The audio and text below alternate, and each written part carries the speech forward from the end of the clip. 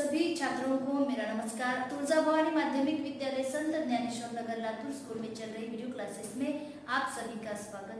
तो छात्रों, आज हम कक्षा 10वीं का विषय हिंदी दूसरी इकाई और दूसरी इकाई में पढ़ी यह कविता है।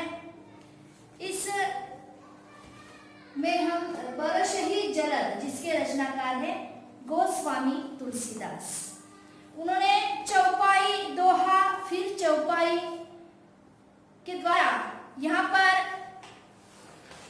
गोस्वामी तुलसीदास जी ने अवधी बोली में लिखा गया रामचरितमानस में से यह जो विश्व के अमूल्य ग्रंथों में से एक ग्रंथ है रामचरितमानस, और इस ग्रंथ में से प्रस्तुत काव्य खंड इसी ग्रंथ में से लिया गया है।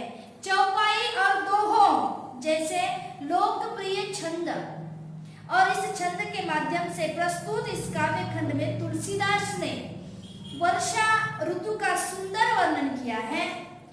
इस काव्य खंड में उन्होंने वर्षा ऋतु के से संबंधित विभिन्न वस्तुओं को जीवन से जोड़कर देखा है। पहले चौपाई में हमने देखा, पहले चौपाई में श्री रामचंद्र, प्रभु रामचंद्र हम जिसे कहते हैं, जब वनवास में चले जाते हैं और सीता हरण होता है, उस समय का कुछ दृश्य कि जब सीता का हरण किया जाता है और छोटे भाई लक्ष्मण और राम, श्री राम दोनों अपनी पत्नी की खोज में, जैसे भाभी की खोज में वन में भटकते रहते हैं, तो किस प्रकार श्री राम जी का मन प्रिया के बिना डरता है या डर रहा है, इसका वर्णन किया है। और उसी के साथ प्रकृति का वर्णन भी किया है। प्रकृति का वर्णन करते समय उन्होंने अपने जीवन के अनुभवों को, जीवन में जो चल रहा है, श्री राम प्रभु को अपने सीता के बिना, अपने पति के बिना, पत्नी के बिना, कि क्या लगता है, कैसा लगता है जबकि वो पत्नी पास नहीं है, किसी ने उसका हरण किया है। किसने किया? रावण ने हरण किया है। तो भटकते रहते हैं दोनों, और किस प्रकार प्रकृति क्रूर बनकर जैसे कि श्री राम प्रभु को छेड़ रही है। अरे समझ में, मन ही मन में डर लग रहा है। प्रकृति और जीवन के कुछ अनुभवों को यहाँ पर जोड़ने का प्रयास गोस्वामी तुलसीदास ने किया है। चौपाई का अर्थ हमने देखा, आज हम देखेंगे दोहा। दोहा इस प्रकार यहाँ पर बताया गया है, देखो, हरित भूमि तृण संकुल, समुझी परहि नहीं पंथ, जिमि पाखंड विवादते, लुप्त होई सद्ग्रंथ। यहाँ पर दोहा दिया है, हरित भूमि तृण संकुल। हरित का अर्थ है, यहाँ पर बताया गया है हरा, हरा भरा। तो हरित भूमि तृण संकुल, तृण का अर्थ है, उसी को हम क्या कहते हैं? घास। हरित तृण संकुल, समुझी परहि नहीं पंथ। पृथ्वी घास से परिपूर्ण हो गई है, हरी भरी हो गई है, और जिससे रास्तों का पता ही नहीं चलता है। यहाँ पर हरित भूमि, भूमि तृण संकुल, इसका अर्थ यहाँ पर बताया गया है समुझी परहि नहीं पंथ। समुझी समझना, कि वर्षा ऋतु में बारिश होने के कारण पृथ्वी जो है हरी भरी नजर आती है। हरी भरी कैसे? हरे भरे पौधे, पेड़ हैं, घास है, घासों से जैसे कि पृथ्वी हरी भरी दिखाई देती है। आपने भी देखा होगा कि जैसे पंथ, पंथ का अर्थ है रास्ता। यहाँ पर हरित भूमि तृण, हरित भूमि, हरी भरी भूमि पर, जमीन पर इतना तृण यानी घास आ गई है, इसीलिए जो रास्ता है, पंथ है। आपने देखा होगा कि आपके घर में जाने वाला भी रास्ता है। समझो कि धूप के दिनों में तो घास नहीं होती, घास होती है जो सूखी हुई घास होती है, रास्ता हमें नजर आता है। लेकिन वर्षा वर्षा ऋतु में जैसे जैसे बारिश होती है, पृथ्वी पर बूंदें गिरती हैं और घास फिर से नए रूप से उगती है। तृण जो है नए रूप से उगता है और वहां पर इतनी घास हो जाती है, इतना तो तृण जो है बढ़ता है कि रास्ता भी दिखाई नहीं देता। अरे समझ में, समुझी पर ही नहीं पंथ, समझ में नहीं आता कि पंथ कहाँ है, रास्ता कहाँ है, रास्ता ही दिखाई नहीं देता, इतना जो है तृण वहां पर आता है। तो पृथ्वी वर्षा ऋतु में पृथ्वी पर इतना तृण आ जाता है कि जो रास्ता है, जो पथ है, जो मार्ग है दिखाई नहीं देता, बिल्कुल ढक जाता है, पूरी तरह से ढक जाता है। आपको मालूम है यहाँ से रास्ता है लेकिन आपको दिखाई नहीं देता। जैसे किस प्रकार कि जैसे जिमी पाखंड विवादते, पाखंडी जिमी, यह दृश्य ऐसा लगता है, अरे समझ में, ऐसा लगता है, इस दृश्य को जीवन के साथ जोड़ा गया है। जैसे कि इस दृश्य को देखकर ऐसा लगता है जैसे पाखंडी के पाखंड, जो पाखंडी होते हैं, अरे समझ में, पाखंडी के पाखंड भरे मत के प्रचार से सदग्रंथ लुप्त हो गए हैं।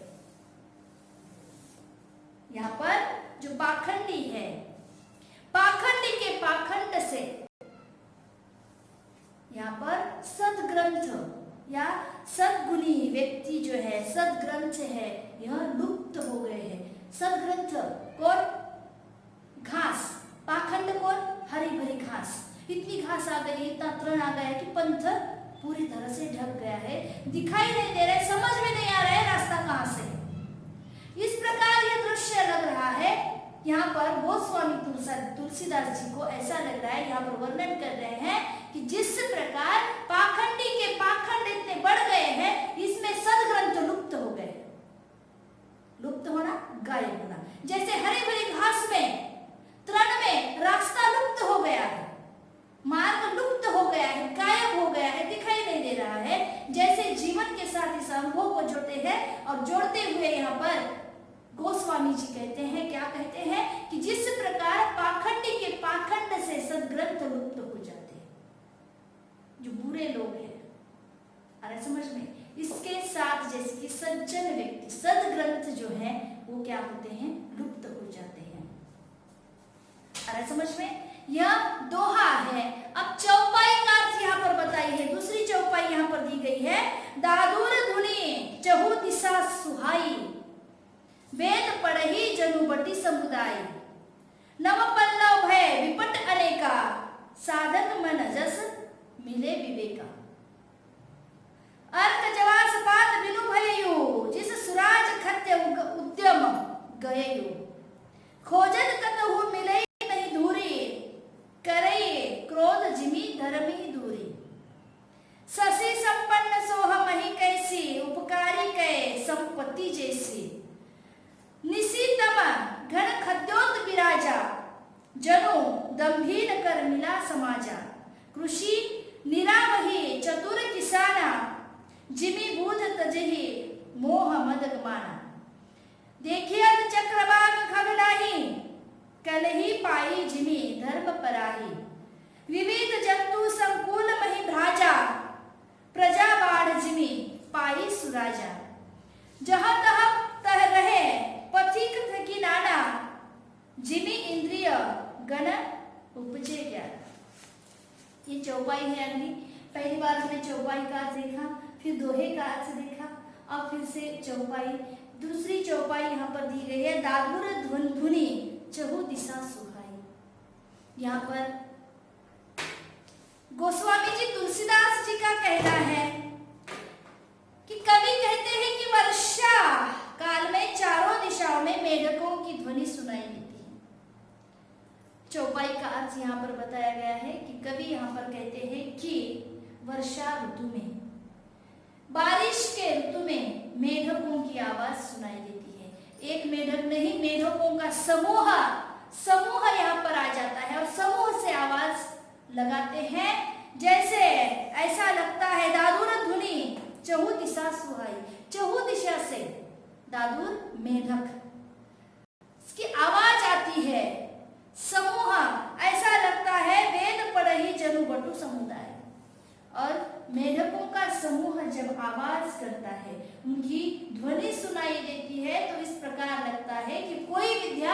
का संघ, कोई विद्यार्थियों का समूह मिलकर क्या कर रहे हैं? वेद पढ़ रहे हैं। आ रहा है समझ में? तो पहले इस चौपाई में जो कठिन अर्थ यहाँ पर दिए गए हैं, अवधि बोली है, इसीलिए कुछ कठिन शब्द अर्थ जो इस चौपाई में दिए हैं, पहले हम कठिन शब्दों के अर्थ को जान लेंगे।